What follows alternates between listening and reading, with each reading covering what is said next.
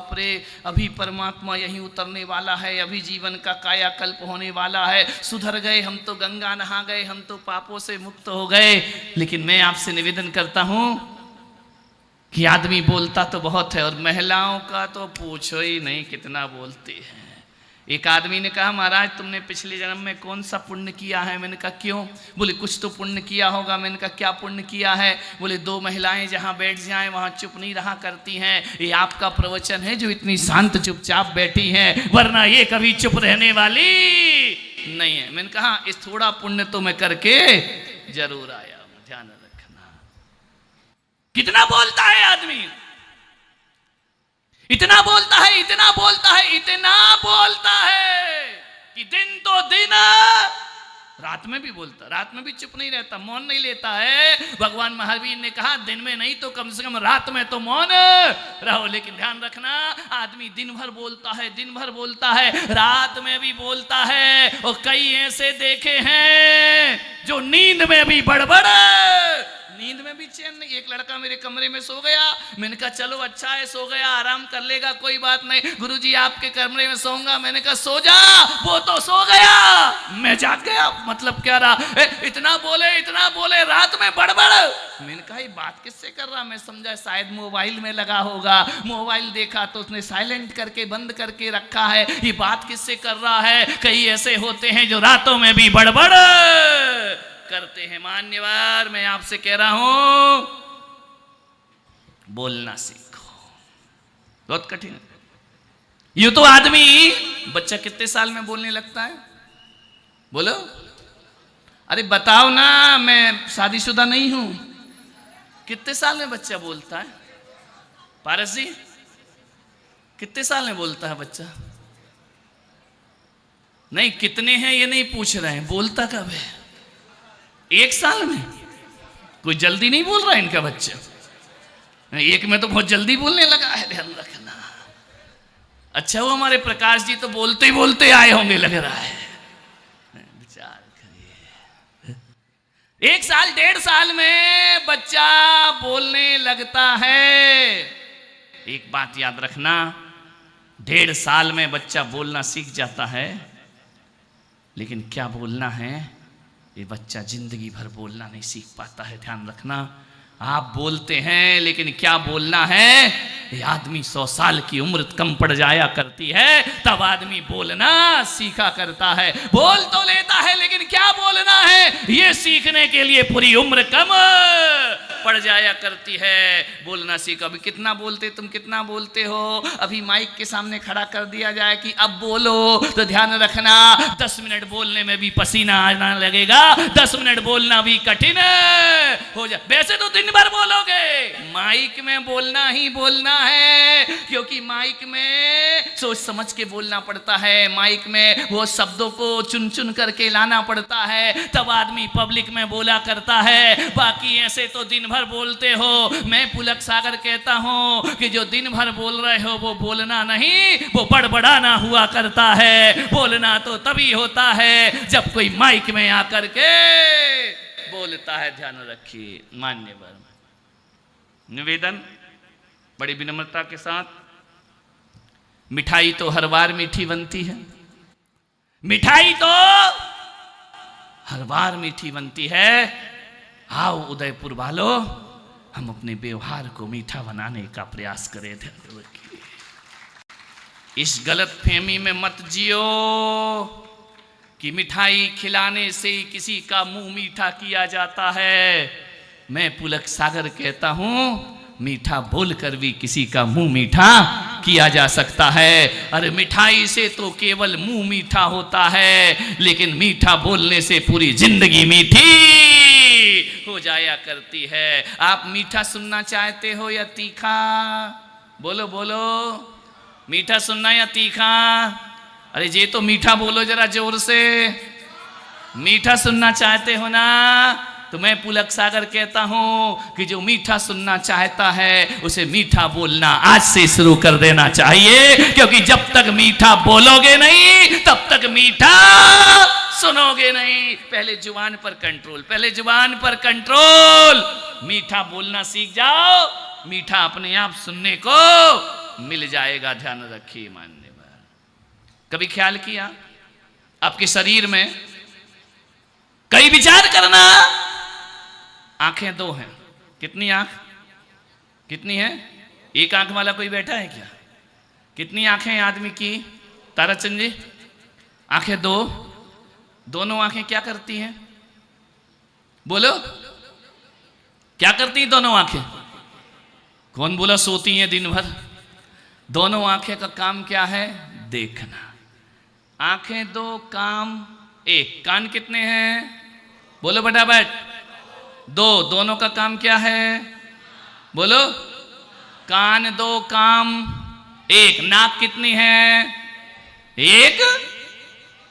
पागल आदमी, एक कैसे होगी नाक? नाक एक हो जाएगी तो रामदेव बाबा योगा कैसे कराएंगे? दायां सुर और बायां सुर, ध्यान रखिए, दो सुर है, दायां और बाहिना, ये भी दो है। दोनों नाक क्या काम करती है? बोलो। सूंघने का। आंख दो, काम एक। कान दो, काम एक। नाक दो, काम एक। हाथ दो, काम एक। पैर दो, पहला एक दायां पैर भी चलता है, बायां पैर भी चलता है। जो जो दो हैं वो एक काम करते हैं। लेकिन कभी सोचना उदय पार वालों, तुम्हारे मुंह में, तुम्हारे मुख में जो लीलावती बैठी है, ध्यान रखना, वो एक है। जीभ कितनी है? जीभ कितनी है? कान दो, आंख दो, हाथ दो, पैर दो, जीभ एक। ध्यान रखना क्या करती है? जीभ का काम क्या होता है? जीभ का काम क्या होता है? जीभ एक है, काम दो करती है। एक तो चखती भी है और बकती भी है, ध्यान रखना। एक जीभ काम दो, इसका काम चखना भी है और बकना भी है। लेकिन बड़ी होशियार है ये जीभ। चखती तो मीठा मीठा है और बकती तीखा तीखा है, ध्यान रखना। आपसे निवेदन है बड़ी विनम्रता के साथ, दो कान कहते हैं कि सुनो ज्यादा, बोलो क्या? कान कितने? दो। जीभ कितनी? एक। सुनो ज्यादा और बोलो। अपन क्या करते हैं? बोलो, ईमानदारी से बोलो। बोलते ज्यादा और सुनते कम है, ध्यान रखना। यही लड़ाई की जड़ है, यही झगड़ा है, यही फसाद है तुम्हारे घरों में। सुनो ज्यादा, बोलो कम, जीवन खुशहाल हो जाएगा, जीवन आनंद में बदल जाएगा। आपसे निवेदन है, कम बोलो, थोड़ा बोलो, भाषा समिति से बोलो, वचन गुप्ती से बोलो। भगवान महावीर ने 3 शब्द दिए बोलने के लिए।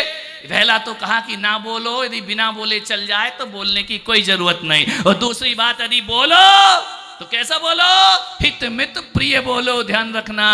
भाषा समिति से बोलो, सत्यव्रत से बोलो, वचन गुप्ती से बोलो। भगवान महावीर का संदेश है, ना बोलो तो बहुत अच्छा है। और मैं पुलक सागर एक संदेश देता हूं कि यदि तुमको इंसान की तरह बोलना नहीं आता तो जानवर की तरह मौन रहना सीख। मौन रहो, अच्छी बात है, 1000 समस्याओं से बच जाओगे। ज्यादा मत बोलो। ज्यादा किसी से बोले कि वो सिर पे चढ़ा, ध्यान रखना। ज्यादा किसी से बोले कि वो छाती पे चढ़ा। कम बोलो, कम बोलो, जिंदगी में बहुत कम बोलो।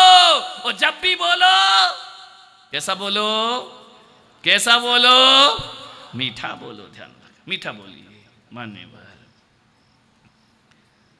मालूम है मीठा बोलने वाले की, मीठा बोलने वाले की, मीठा बोलने वाले की वाह वाह ऐसे कैसे हो जाएगी? तुम प्रवचन कर रहे कि मैं कर रहा हूं? पहले ही वाह वाह होती है। मीठा बोलने वाले की, मीठा बोलने वाले की मिर्ची भी बिकती है और तीखा बोलने वाले की मिठाई भी बिकती नहीं है। यदि मीठा बोलेगा तो तीखी मिर्ची भी बेच करके आ जाएगा, और यदि तीखा बोलेगा तो मिठाई भी नहीं बिकेगी, लौट कर वापिस आ जाएगा, ध्यान रखना। कभी एक बार सोचा, एक बार विचार किया, कौआ तुम्हारे घर पे आकर काँव काँव करे तो हर कोई उड़ाता है, कंकर मारता है। क्यों काँव काँव कर रहा है? क्यों चिल्ला रहा है? जैसे तैसे फुर्सत मिली है तू काँव काँव करके फिर मेहमान बुला रहा, काले कौए यहाँ से भाग। काला कौआ कोई पसंद नहीं करता, ध्यान रखना, उसे उड़ा दिया जाता है। लेकिन यदि घर पर आकर आम के पेड़ पर कोई काली कोयल बोला करती है, ध्यान रखना, मन आह्लादित हो जाता है, मन प्रसन्न चित्त हो जाया करता है, मन आनंद से भर जाता है। दोनों पक्षी हैं, दोनों काले हैं, कौआ भी काला है और कोयल भी काली है, ध्यान रखना। कागा काको धन हरे, कागा काको धन हरे, कोयल काको देत, मीठे शब्द सुनाए के जगे अपनो कर लेत, मीठे शब्द सुनाए के जगे अपनो। कौआ किसी को कुछ देता है क्या? कोयल किसी को कुछ देती है? कौआ किसी का कुछ हरता है क्या? नहीं, मात्र मीठी वाणी से कोयल सबके दिलों में राज किया करती है, मीठा बोलने का प्रयास करे। जो आदमी ईंट का जवाब पत्थर से देता है, जो आदमी फूल का जवाब कांटों से देता है, और जो आदमी गाली का जवाब गाली से देता है, वो आदमी कभी स्वर्ग का अनुभव नहीं कर सकता है। स्वर्ग का अनुभव तो वही करते हैं जो ईंट का जवाब पत्थर से नहीं फूल से दिया करता है। सुख का अनुभव वही करते हैं जो पत्थर का जवाब थप्पड़ से नहीं हाथ जोड़ करके दिया करते हैं। मान्यवर, आपसे निवेदन है, शब्द जो है वह चाबी है।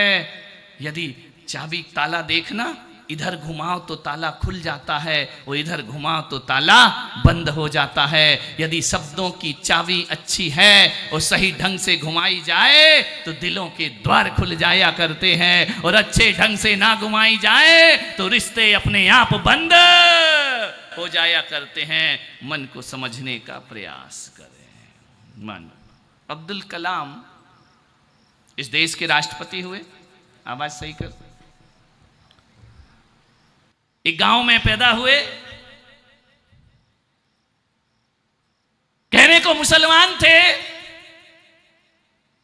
लेकिन ऐसा व्यक्तित्व था उनका कि उनके व्यक्तित्व पर सारा देश नाच करता है, सारा देश उन पर गर्व करता है। छोटे से थे, भोजन कर रहे थे, अब्दुल कलाम की मां ने रोटी परोसी, बड़े आराम से खा रहे, बड़े प्यार से खा रहे, बड़े आनंद से खा रहे। रोटी जली आ गई, खा रहे। मां ने देखा कि रोटी जल गई, तो मां ने कहा कि अब्दुल मुझे माफ कर, रोटी जल गई मेरे से। उसने कहा नहीं मां, मैं हकीकत बताऊं? तो बोले हाँ बोलो। पिताजी भी बाजू में भोजन कर रहे थे। उन्होंने कहा कि मां मुझे जली रोटी बहुत अच्छी लगती है। जली रोटी का जो स्वाद है, जली रोटी में जो सौंधापन है, जली रोटी का आनंद ही कुछ और है। मुझे जली रोटी बहुत अच्छी लगती है। मां अंदर चली गई। पिता ने पूछा क्यों रे, सही बता, तुझे जली रोटी अच्छी लगती है या नहीं लगती है? उसने कहा पिताजी जली रोटी खा लूंगा तो मेरा कुछ नहीं बिगड़ जाएगा, लेकिन जले शब्द बोल दूंगा तो मां का हृदय छलनी हो जाएगा। मुझे मालूम है कि जली रोटी मुझे अच्छी नहीं लगती है, लेकिन यदि जले हुए शब्द बोल देता तो आज मेरी मां दुखी हो जाती, मेरी मां के जीवन में पीड़ा होती, दर्द होती। पिताजी, जिसकी मां जली रोटी पर बेटे से क्षमा मांगती हो तो उस बेटे का फर्ज है कि मां की रोटी जली चल जाए, लेकिन किसी का हृदय जलना नहीं चाहिए। मीठी बात, मीठी बात। मान्यवर, आपसे निवेदन है, ये जले हुए शब्द कील की तरह चुभते सीने में। यदि कह देता मां ये क्या बनाया है, कुछ भी नहीं बिगड़ गया, मेरी जली रोटी खा ली तो, लेकिन जले शब्द बोलता तो मेरी मां का जीवन दुखी हो जाता। ध्यान रखना, जिन घरों में ऐसे मां बेटे होते हैं, मैं पुलक सागर कहता हूं उस घर में स्वर्ग का निर्माण हो जाया करता है। ध्यान रखना। एक नाम आपने सुना होगा, अल्वा एडिसन। एक साइंटिस्ट हुआ। क्या किया उसने? क्या किया उसने? ये जो दिख रहा है ना, सिर पे लटक रहा है, यदि वो नहीं होते तो ये नहीं होता। ध्यान रखना। स्कूल गए, पढ़ने लिखने में वीक थे, होशियार नहीं थे, इंटेलिजेंट नहीं थे।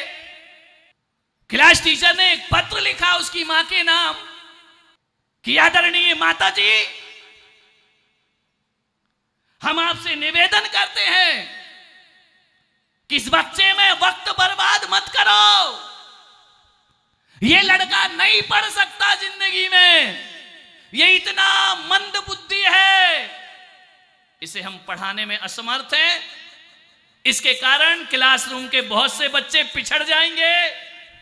हमारा आपसे निवेदन है, इस बच्चे को घर पर ही पढ़ाओ, यहां भेजने की कल से कोई जरूरत नहीं, कोई दूसरा स्कूल इसके लिए खोजो। पत्र लेकर के बच्चा घर पे पहुंचा, मां के हाथ में पत्र थमाया।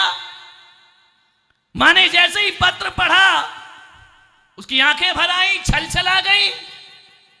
उसने अपने आंसुओं को पोंछा।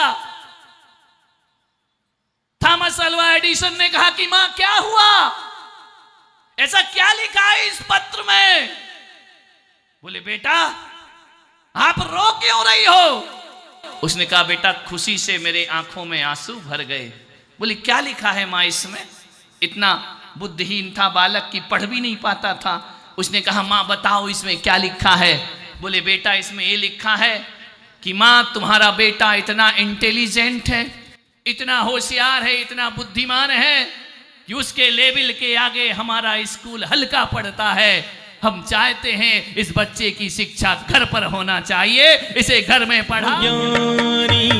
ज्ञान के दाता